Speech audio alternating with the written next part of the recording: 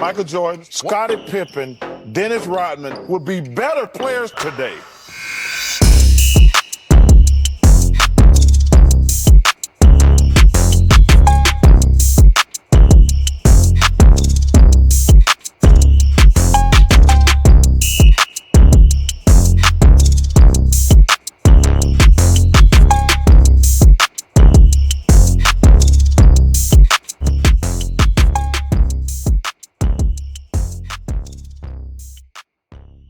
Michael Jordan, Scottie Pippen, and Dennis Rodman. This is the most dangerous trip this game has ever seen. Here's a fun fact that seemed unreal. In the 158 games that these three played together, they won a staggering 136. 136-22 record in the span of 3 seasons. That's an 86.1% chance of winning when these three all played together. The Bulls were already great, but these three immortalized them into a basketball Hall of Fame. But just how good are these big three? And how did they become the greatest trio in NBA history? The Chicago Bulls in the early 1990s were already a dynasty. Well, it's easy when you have the greatest player in the world by the name of Michael Jordan. The Raging Bulls conquered the league, winning a three-peat and trampling every superstar they faced. But in 1993, a shocking announcement turned the entire league upside down. Michael Jordan is retiring from professional basketball. Now, the throne is very much for the taking, and Chicago fell into the hands of their new leader, MJ's dynamic duo, Scottie Pippen. Pippen flourished and became a bona fide superstar, even leading Chicago into a solid playoff contender. But ultimately, it fell short. Hakeem and the Rockets took the vacated throne. But in 1995, MJ made headlines once again and left the media with 2 words: "I'm back." And just like that, the Bulls were once again the favorites, with MJ finally back and Pippen turning into a superstar caliber player. The Bulls were once again feared. But in 1995, they made a controversial gamble about who could either ruin or cement their legacy. The Chicago Bulls have traded for Jordan's old nemesis, Dennis Rodman, from the San Antonio Spurs for Will Perdue, a move that made headlines throughout the league. The thing about Dennis Rodman is that he was a maverick. He posed a lot more problems off the court than on.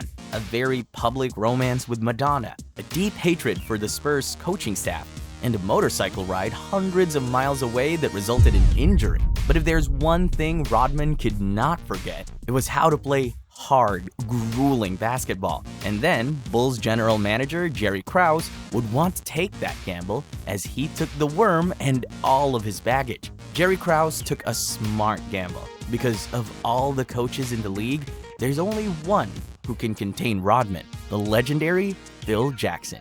Do you remember your first meeting with Rodman? That was awful. I walk into Jerry Krause's house.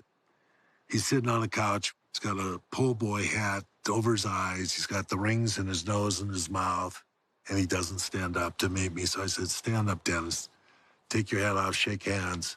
Let's go outside and talk." A guy like Dennis Rodman does not work under a system.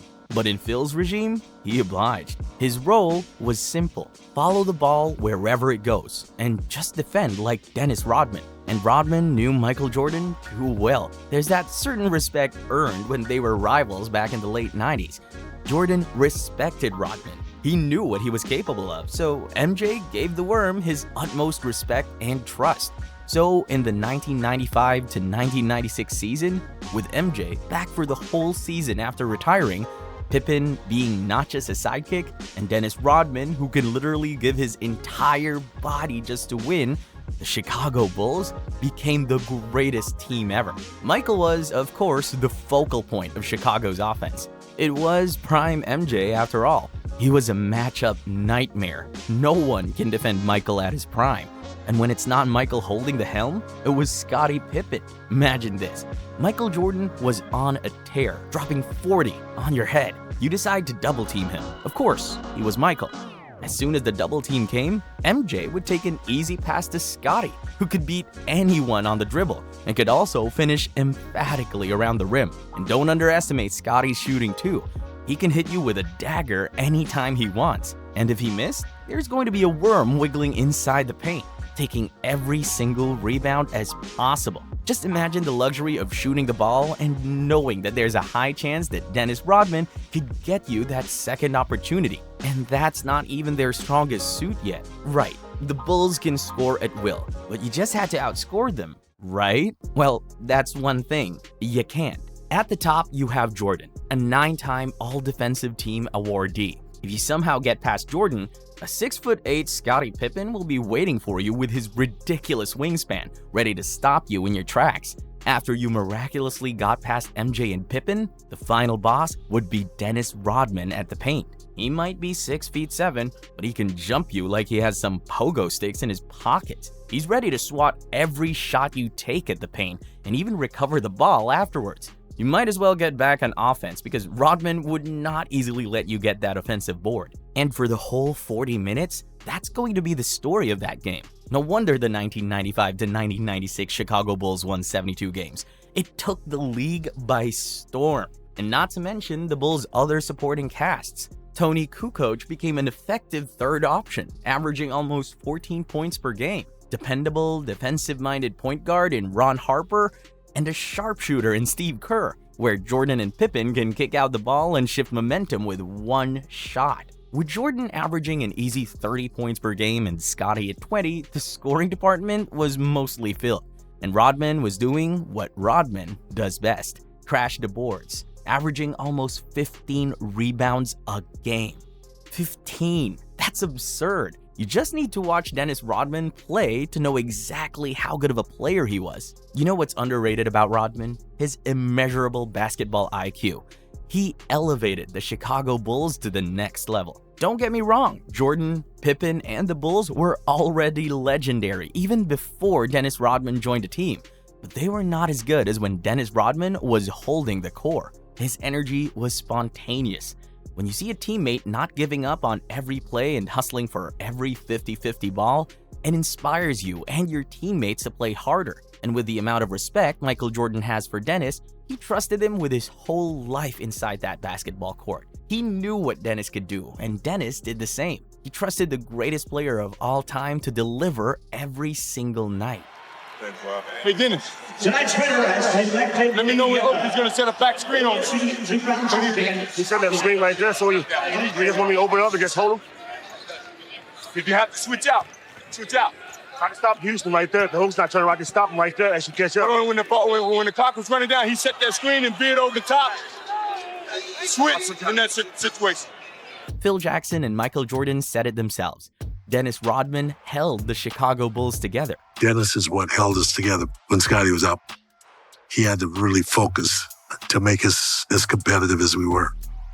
We adapt, and we adapt quickly, and we're off and running. The Chicago Bulls just have all the perfect pieces together, absolutely obliterating the league in the 1995 to 96 season, beating the Seattle Supersonic in 6 games. The Bulls even led the league in both offense and defense. Definitely a Hall of Fame season. In 96 to 97, same story. It was probably the most underrated Chicago season in their dynasty because it was shadowed by the historic 72 to 10 season. The Bulls won 69 games and even beat a talented Stockton-Malone duo and the Utah Jazz in the NBA Finals. Remember the game winner of MJ against Byron Russell? The flu game? How did Chicago limit the Utah Jazz, which was the second best defensive team in the league, to just 54 points in an NBA Finals? Can you imagine a team reaching the NBA Finals just to be held to 54 points?